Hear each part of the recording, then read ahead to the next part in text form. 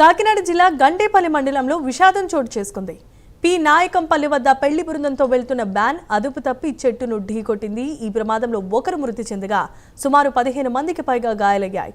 గాయపడిన వారిని పెద్దాపురం ప్రభుత్వ ఆసుపత్రికి తరలించి చికిత్సను అందిస్తున్నారు. స్వగ్రామం పెద్దాపురం మండలం రాయ్ భూపాలపట్నం వెళ్తూ ఉండగా ఈ ప్రమాదం జరిగింది.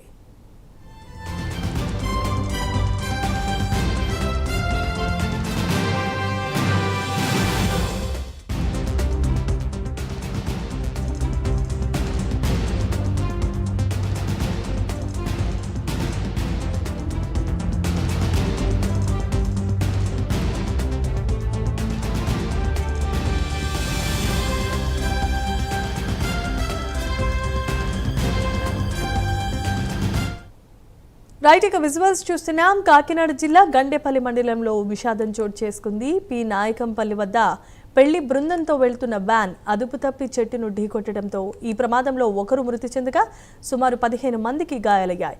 గాయపడ్డ వారిని ప్రభుత్వం పెద్దాపురం ఆసుపత్రికి తరలించి చికిత్సను అందిస్తున్నారు. స్వగ్రామం పెద్దాపురం మండలం రాయ్ భూపాలపట్నం వెళ్తూ ఉండగా ఈ ప్రమాదం జరిగింది.